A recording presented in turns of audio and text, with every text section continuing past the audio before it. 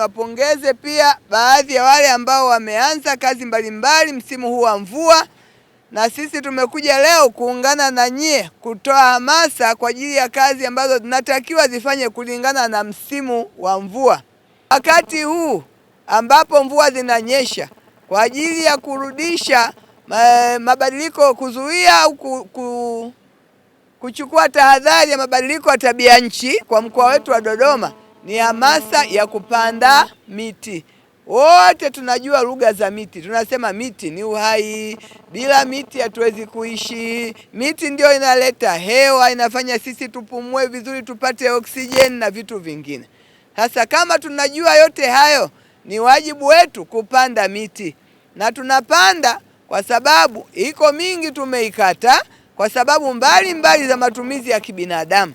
Kwa hiyo ni wajibu wetu kuirudisha miti sasa iweze kutuletea manufaa makubwa ya miti, ikiwemo hewa, ikiwemo wengine mnatumia kama nishati, japokuwa najua sasa hivi tumeacha nishati ya miti, tunaendelea kutokana nayo, lakini pia matumizi mengine ya msingi. Kwa hiyo wakati huu mvua zinapoanza ni wakati wa kila mtu kuwajibika kupanda miti. Dodoma kazi ya kupanda miti si kubwa sana. Kazi kubwa sana ni kutunza miti, kwa sababu wakati huu tunapanda iko mvua. Mvua hii inanyesha miezi 2 mpaka 3 inapotea.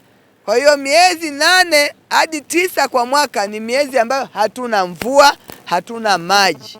Kwa hiyo lazima sisi binadamu, Mungu ametupa akili na utashi wa kujali viumbe vingine ikiweko miti.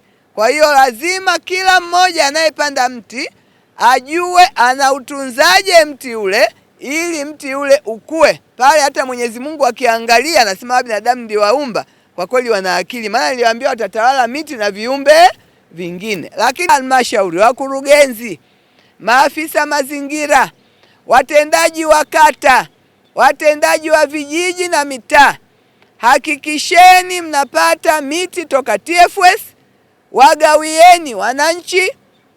Tumepata miti ya bure toka kwa wenzetu, najua ziko halmashauri pia na vitalu vyake vya miti ambavyo wamepanda, lakini pia haitoshelezi. Kwa hiyo tuchukue miti hiyo tuisambaze kwa wananchi ili tuweze kutimiza azma ya mkoa wa Dodoma na azma ya serikali na azma ya mpendwa wetu Mheshimiwa Dr. Samia Suluhu Hassan ya kuhakikisha Dodoma ya kijani inawezekana. Tunapanda miti hapa ya kivuli, nilikuwa ninaiangalia hii, lakini ni dhamira pia ya mkoa wa Dodoma kupanda miti ya matunda.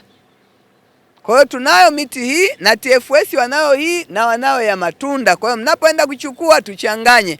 Anayetaka mparachichi atapata apande.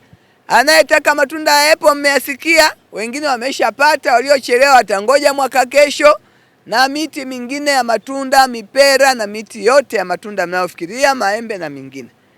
Ili kupanda miti ya matunda, tunaamini mti wa matunda kwanza utakusukuma kutunda zaidi, si ndio? Una faida zile za mti wa kivuli, lakini wenyewe unanyongeza.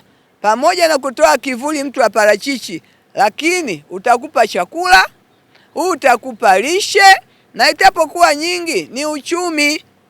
Tauza maparachichi utapata na fedha. Kwa hiyo tukipanda miti ya namna hiyo ni faida kwetu pia kwa uchumi na vitu vingine ambavyo tumevisema. Lakini kikubwa kwanza nisisitize, mmepata tarehe ya kufungua shule tarehe 13 mwezi Januari mwaka 2026. Ni siku ya kufungua shule za msingi na shule za sekondari. Wazazi tunajua, walezi tunajua, walimu wanajua, vyama vya siasa vinajua, viongozi wa dini wanajua.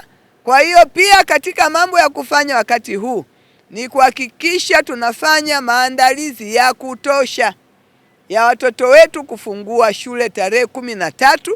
Inapofika kila mtoto aende shuleni.